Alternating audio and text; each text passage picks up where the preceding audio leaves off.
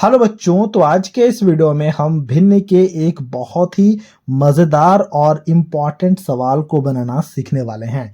देखो यहाँ पर हमारे पास में एक सवाल दिया गया है जहाँ पर 5 भिन्न दिया गया है, फिर जोड़ का भी चिन्ह है, घटाव का भी चिन्ह है, गुणा का भी चिन्ह है और भाग का भी चिन्ह दिया गया है।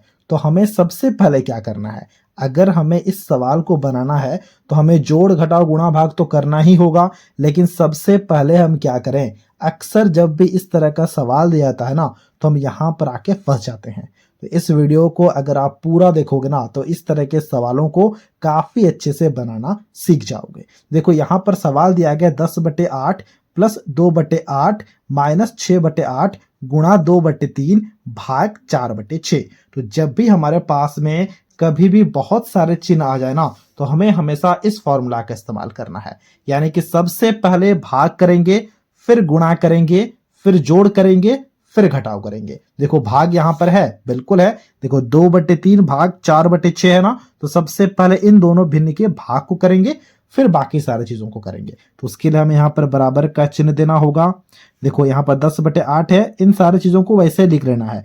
10/8 का हमने 10/8 लिखा, प्लस है तो प्लस दिया, 2/8 है तो हमने 2/8 लिखा, फिर माइनस है तो माइनस दिया, 6/8 है तो हमने यहाँ पर 6/8 लिखा, गुणा, फिर देखो यहाँ पर 2/3 भाग 4/6, ये हमें करना है। इतना दूर हमने वैसे लिख दिया जैसे दिया गया था।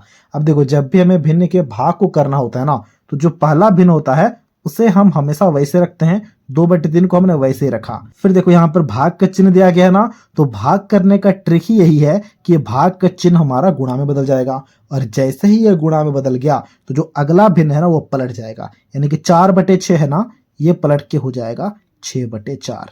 देखो यहाँ पर कहीं पर भी भाग का चिन्ह है नहीं है, यानी कि भाग हमारा हो चुका है। भाग अब की बार गुणा में बदल चुका है, लेकिन हम कहेंगे कि भाग हो चुका है, ठीक है। अब देखो यहाँ पर जोड़ का चिन्ह है, घटाव का चिन्ह है और गुणा का चिन्ह है। तो अब हम क्या करें, जब हमारा भाग हो गया तब देखो फॉर्मूला को फिर से देखो। फॉर्मूला कहता है कि भाग होने के बाद गुणा करना है। अब देखो यहाँ पर 3 भिन्न आ चुके हैं और 3 भिन्न का गुणा दिया गया है, ठीक है। अब हमें इसे करना है, तो गुणा को करने से पहले हमें देख लेना है कि कहीं काटा पिटी हो रहा है क्या। देखो बिल्कुल काटा पिटी हो रहा है। देखो 2 एकम 2, 2 दूनी 4, और कहीं पर कुछ भी कट रहा है, और भी कट रहा है। देखो 3 एकम 3, 3 दूनी 6, और कुछ कट रहा है, और भी कट रहा है। 2 एकम 2, 2 एकम 2, और कुछ कट रहा है, और कुछ भी नहीं कट रहा है। तो अब हमें ऊपर के संख्या को ऊपर के साथ गुणा करके लिखना है और नीचे के संख्या को नीचे के साथ गुणा करके लिखना है, तब हमारा गुणा हो जाएगा। तो चलो अब हम फटाफट से इसके नीचे में बराबर का चिन्ह देते हैं। फिर देखो 10/8 है तो हमने यहाँ पर 10/8 लिखा, इन्हें हमें छेड़छाड़ नहीं करना है, ठीक है। तो हम 10/8 लिखा, फिर देखो यहाँ पर जोड़ है तो हमने जोड़ दिया, फिर 2/8 है 2/8 लिखा, ठीक है। यहाँ पर माइनस 6/8 है तो हमने यहाँ पर देखना है कि अब हमें इन सारे चीजों को गुणा करके लिखना है, ठीक है। तो हमने यहाँ पर बटा दे दिया। अब देखो 6 गुणा 1 गुणा 1 क्या होगा, 6 गुणा 1 गुणा 1 6 ही होगा। 8 गुणा 1 गुणा 1 क्या होगा, 8 ही होगा। अब देखो गुणा भी हो चुका है, भाग भी हो चुका है, अब यहाँ पर जोड़ है और घटाव है। तो अब हम क्या करेंगे ना, जब भी भिन्न के बारे में बात किया जाए और जोड़ और घटाव आ जाए ना, तो सबसे पहले हमें एलसीएम को ले लेना होता है। तो अब देखो यहाँ पर भी इसके हर में 8 है, इसके हर में भी 8 है, इसके हर में भी 8 है। तो अब हम क्या करेंगे ना, एक बड़ा सा बटा बनाएंगे और हर में 8 लिख देंगे, क्योंकि हर में कभी भी अगर एक ही संख्या होता है तो उसका एलसीएम वही संख्या हो जाता है। अब क्योंकि यहाँ पर भी 8, यहाँ पर भी 8, यहाँ पर भी 8 है, तो यहाँ पर भी 8 हो गया। अब यहाँ पर 10 है तो अब हम 10 लिखेंगे, प्लस है तो प्लस देंगे, फिर 2 है तो हम 2 लिखेंगे, फिर देखो माइनस है तो हम यहाँ पर माइनस देंगे, ठीक है। अब हम फिर इस फॉर्मूला पे आएंगे, क्योंकि देखो यहाँ पर भी प्लस माइनस तो हटा नहीं ना, तो अब देखो हमें इस फॉर्मूले पे आना है। फॉर्मूला क्या, देखो गुणा हो जाने के बाद जोड़ करना है, फिर घटाव करना है। तो चलो फटाफट से जोड़ को कर लेते हैं। देखो 10 + 2 है, 10 + 2 क्या होगा, 12।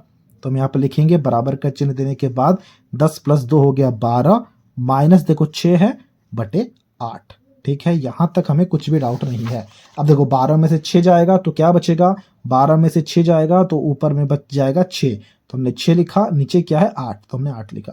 अब देखो यहाँ पर कुछ भी कट रहे हैं, बिल्कुल कट रहे हैं। देखो ये 2 से कट रहा है, 2 चौके 8, ये हमारा 2 से कट रहा है, 2 तिया 6, यानी कि 3/4 आ चुका है हमारा आंसर। देख रहे हो कितना आसान है, बहुत ही ज्यादा आसान है।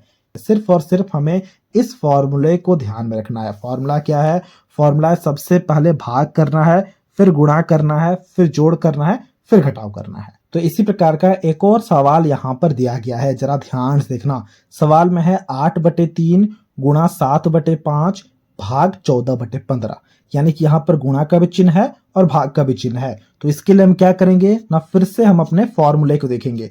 फॉर्मूला कहता है कि सबसे पहले भाग करो फिर गुणा करो। तो उसके लिए हम क्या करेंगे ना, यहाँ पर बराबर का चिन्ह देंगे और सबसे पहले भाग को करेंगे, यानी कि 7/5 भाग 14/15 को सबसे पहले कर लेंगे। तो 8/3 को हमने वैसे ही लिखा और गुणा का चिन्ह है उसे वैसे ही लिखा। इन दोनों को भाग करना है और भाग करने के लिए हमें पता है पहला भिन्न को हमें वैसे ही लिखना होता है। तो 7/5 है तो हमने यहाँ पर 7/5 का 7/5 ही लिखा। फिर देखो भाग का चिन्ह है और ये ट्रिक हमारा है भाग करने का कि ये गुणा में बदल जाएगा, और जैसे ये गुणा में बदल गया तो अगला भिन्न जो है पलट जाएगा।